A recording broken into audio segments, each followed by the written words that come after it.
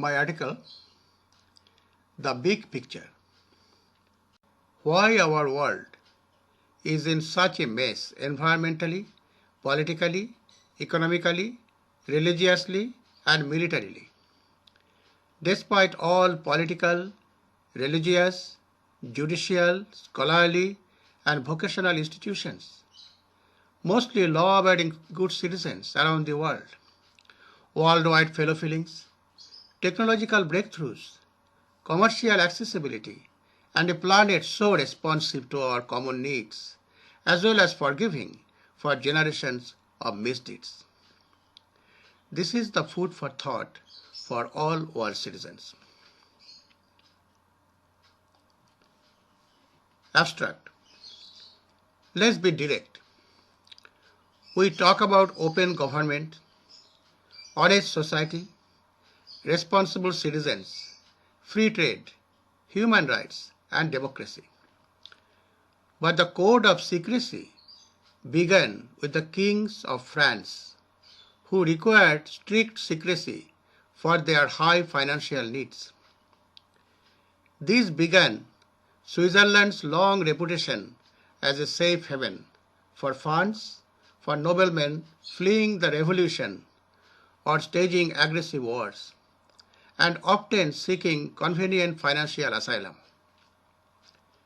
The 1713 Great Council of Geneva, Banking Act of 1934, and 1984 referendum all supported the need of the secrecy, which allows Swiss bank to be the ultimate repository of drug money, black money, bribing money to buy politicians and leaders of other nations by covert intelligences for political advantages, as well as guarantee virtual colonization of their profitable resources and related transfer of funds without the knowledge of the citizens or voters. Thus, Switzerland is the most corrupt country and behind most high-level corruptions around the world, which unfortunately hosts the renowned international organizations and NGOs as the guardian of open democracy, fair trade, and resolving conflicts.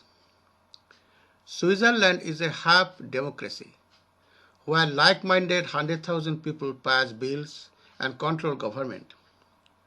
Its national anthem is British God Saves the Queen, in tune only, and has the British cross in the national flag.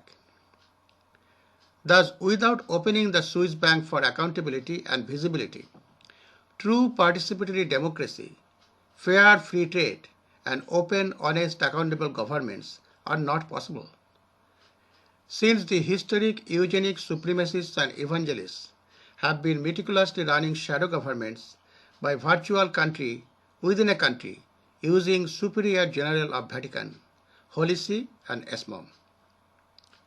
The President of France is still a ritualistic king as well as co-princess of Andorra, and thus NATO is practically united monarchs, modern hunters and gatherers using drones and missiles, headquartered in monarchical Belgium without an active government. World citizens must not forget that it was French king who hijacked British Revolution, sheltering and reinstating British king. Since then, historical colonialists only mutate under a democratic mask to disrupt or destroy people's revolution around the world. Still wondering what is killing democratic sovereignty in our peace-loving world and why? Again, food for thought for all world citizens. Now let's see, as we talk about democracy in the world, how elaborate is British monarchy still in 21st century? Denmark is direct British monarchy. Norway, Danish British monarchy. And Sweden, the original bishop who colonized the land in Sweden was a bishop from Britain. Canada, Australia, New Zealand are direct dominion of British monarchy.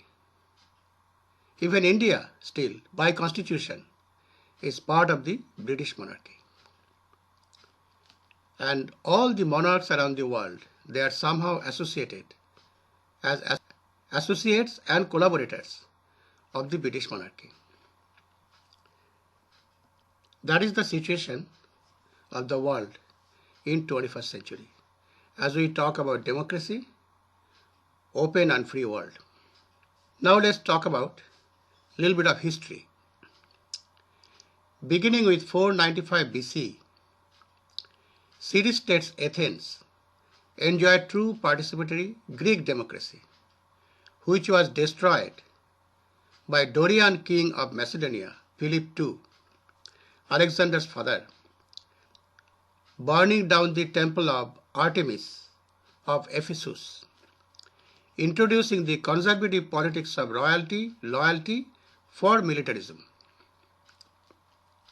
Related article, what is so great about Alexander the Conqueror? Back to the big picture. Ironically, Prince Philip of Greece and Denmark is still vicar of Queen Elizabeth of England, continuing the legacy of war and oligarchy even in 21st century. New World Order is nothing new. It was the aim, Zionism, even then, and subsequently Second Coming of Christ always meant Second Coming of Alexander in the form of Messiah, Caesar, Pope, and in the making of Hitler, as well as Reagan, Bush, Blair, Howard, etc., etc. Here is a short list of 19th century sequence of events initiated by then famous Zionists and colonialists, which have been controlling events since then, eventually contributing to current state of international chaos, instability, and uncertainty. Number 1. In 1854, Swiss Bank Corporation was formed in Basel, Switzerland, as a consortium of 6 private banking firms having built-in secrecies for monarchical and colonizing funds. Number 2.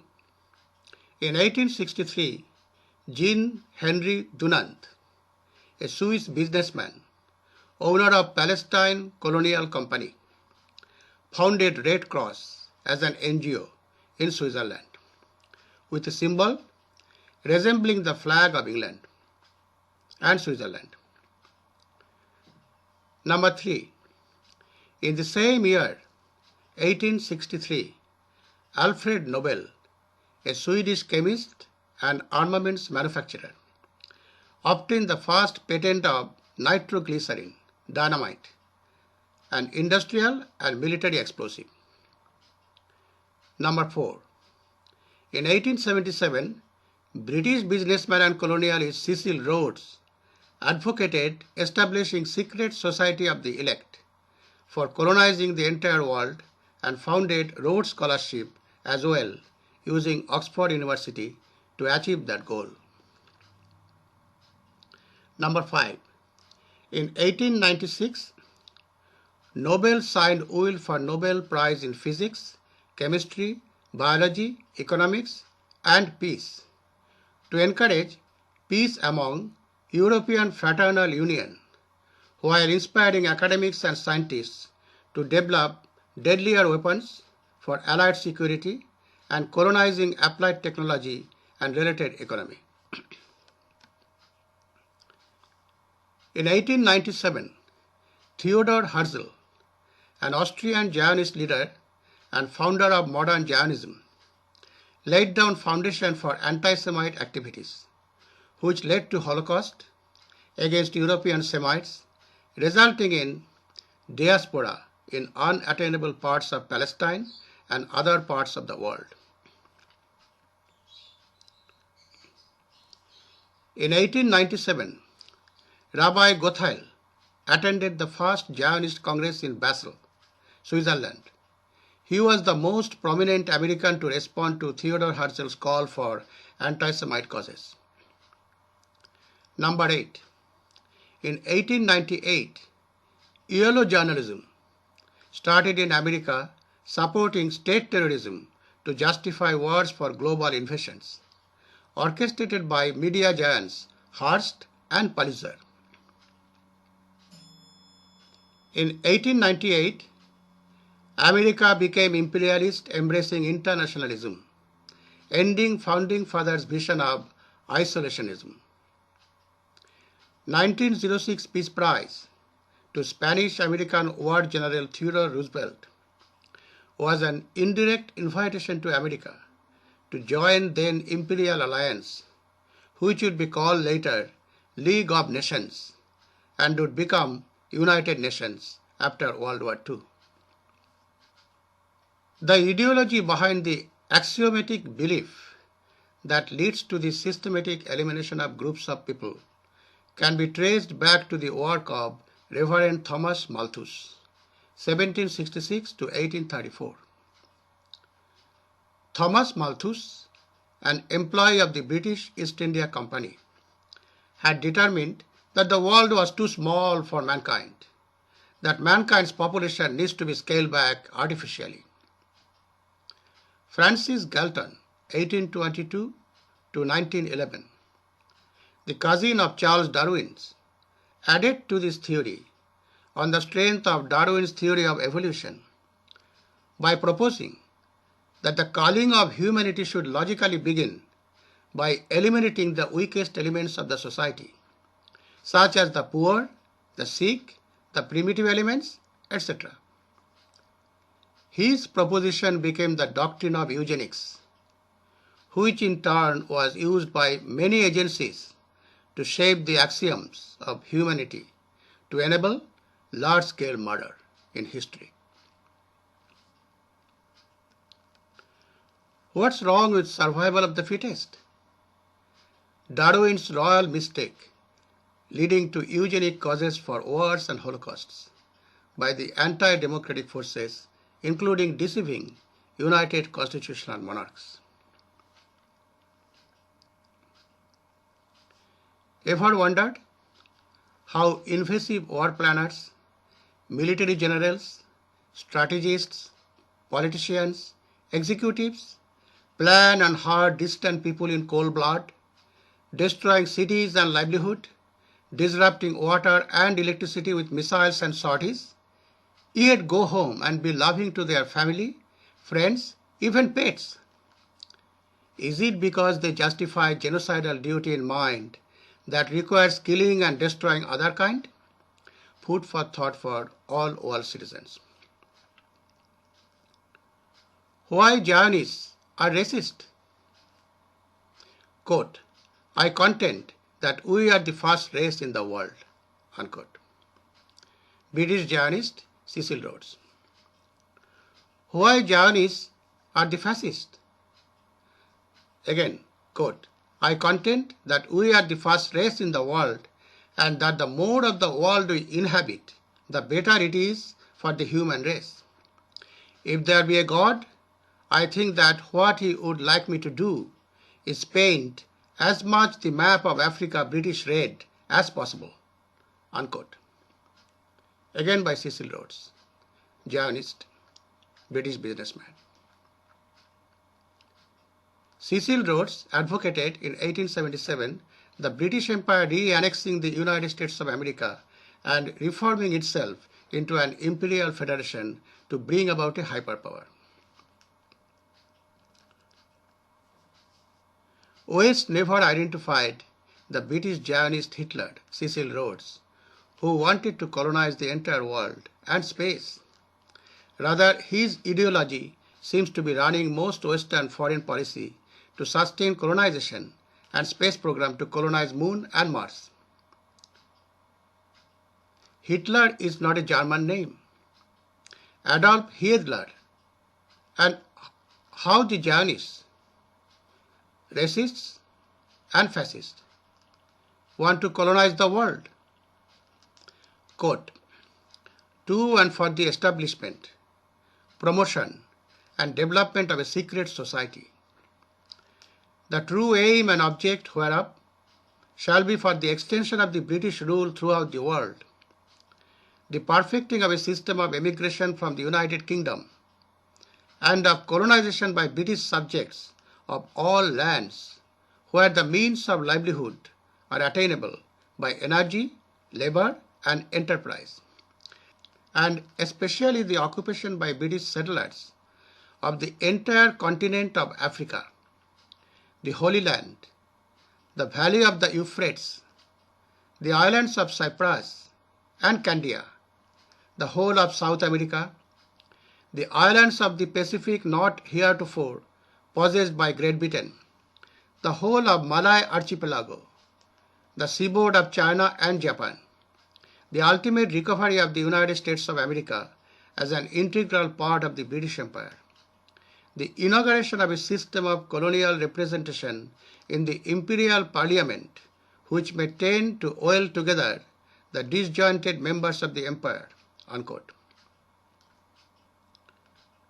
Rhodes included American students as eligible for the Rhodes scholarships.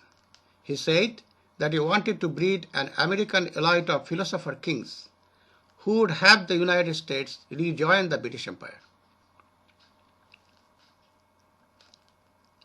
And why? Quote, in order to save the 40 million inhabitants of the United Kingdom from a bloody civil war, our colonial statesmen must acquire new lands for settling the surplus population of this country, to provide new markets. The empire, as I have always said, is a bread and butter question, unquote. Again, Cecil Rhodes. Now, why Zionists are also anti-Semites? Quote, it is essential that the sufferings of Jews become worse.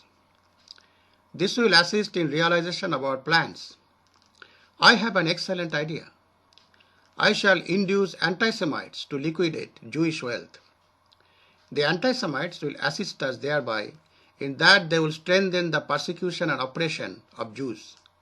The anti-Semites shall be our best friends, unquote. Founder of modern Zionism from Switzerland, Theodor Herzl's diary.